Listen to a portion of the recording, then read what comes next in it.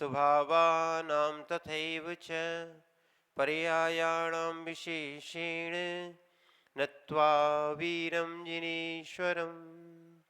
पंच परमेष्ठी भगवान की, आचार्य भगवान देवसेन स्वामी की, गणाचार्य गुरुवर विराग सागर जी महामुनि राज की,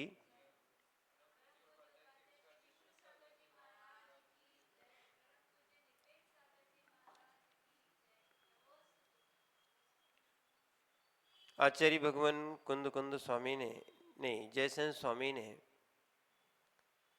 देवसेन स्वामी ने आलाप पद्धति में नयों का वर्णन किया था। और नयों में जो है पर्यार्थिक नय का कथन चल रहा था। पर्यार्थिक नय 6 प्रकार के होते हैं।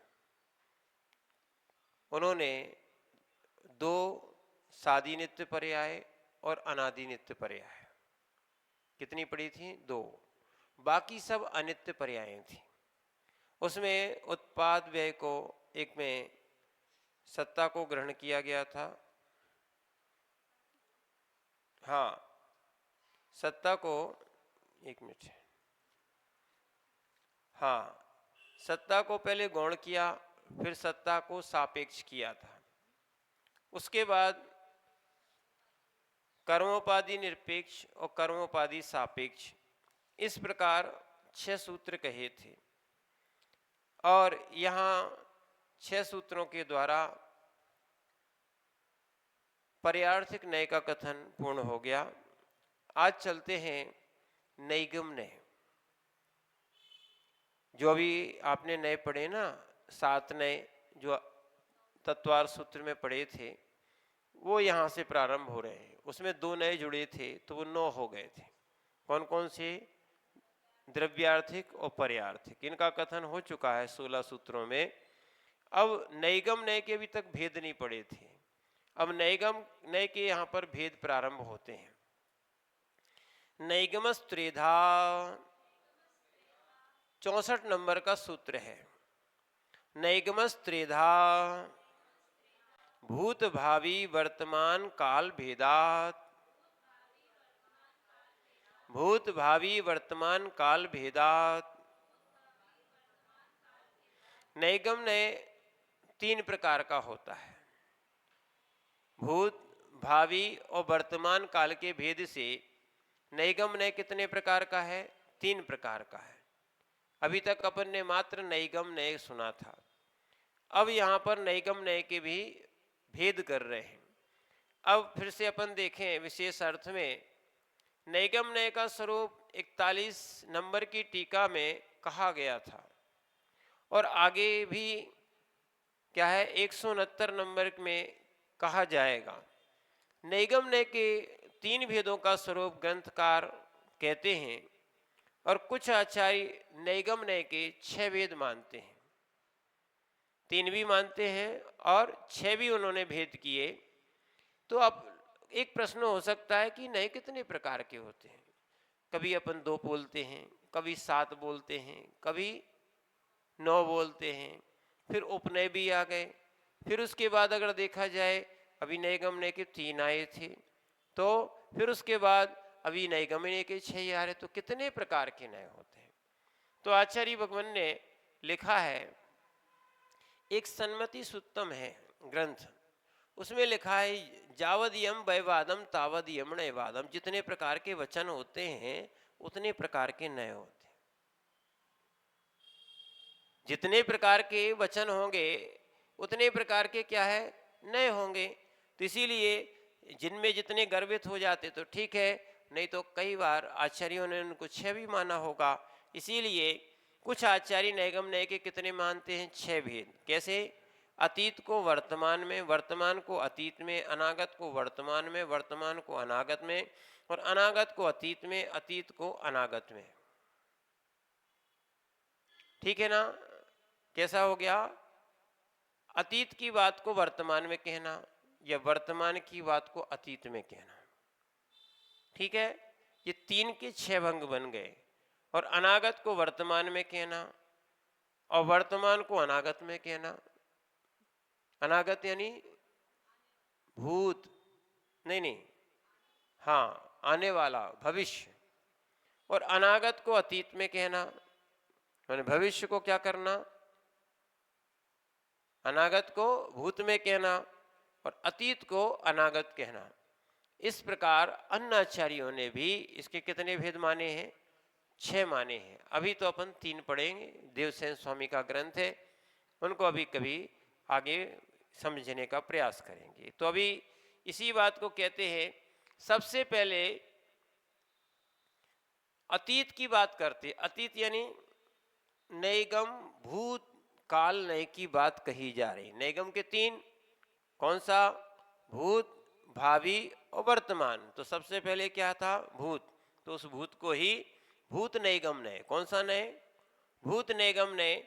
अब यहाँ पर कहा जा रहा है अतीते वर्तमानारोपणम, अतीते वर्तमानारोपणम यत्र सा भूत नैगमो यथा अद्य दीपोत्सव दिने श्री वर्धमान स्वामी मोक्षम गतः। पढ़िए।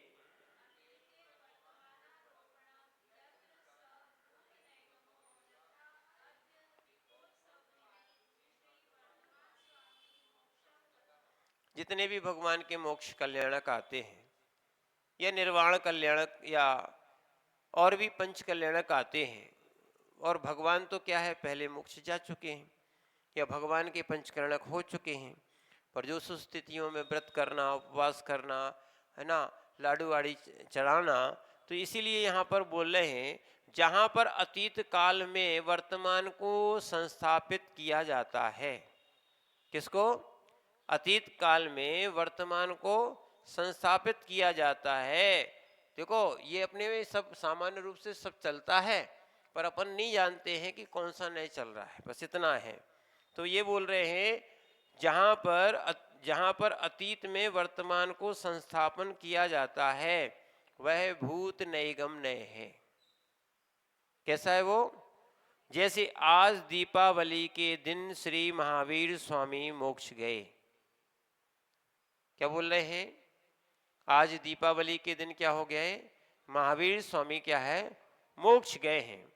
विशेष अर्थ में ये बता रहे हैं जो नए भूतकाल संबंधी पर्याय को वर्तमान में आरोपण करके क्या करे? संस्थापन करके कहता है, उसको भूत नैगम नय कहते हैं। क्या है? अपने यहाँ नहीं, सभी जगह कहते हैं कि आज के दिन राम आए थे, ऐसा उल्लेख मिला तो नहीं है, फिर भी उनकी धारणा है, ठीक है ना। तो जो भूत नैगम नय है, भूत जो नए भूतकाल संबंधी पर्याय को वर्तमान में आरोपण कर रहा है कि आज के दिन क्या है, संस्थापित करके कहता है, उसको भूत नैगम नय कहते हैं। प्राकृत नय चक्र में भी इसको कहा है, जो क्रिया हो चुकी है उसको वर्तमान काल में समाचरण करना वह भूत नैगम नय है। जैसे आज भगवान महावीर स्वामी का निर्वाण दिवस है, आज है कि पहले हो चुका है? पर आज तो मानेंगे, ये गलत भी नहीं है, मानेंगे कि नहीं? दीपावली किसके लिए मनाई जा रही है? भगवान महावीर स्वामी का निर्वाण हुआ था। क्या हुआ था? निर्वाण हुआ था, और गणधर स्वामी को केवल ज्ञान की प्राप्ति हुई थी। विशेष रूप से दीपावली की कहा जाए केवल ज्ञान का प्रतीक है। जो भगवान गणधर स्वामी को केवल ज्ञान हुआ, उसके रूप में वो दीप की आवली शुरू हुई थी। शाम को समय उन गणधर गौतम स्वामी को क्या हुआ था?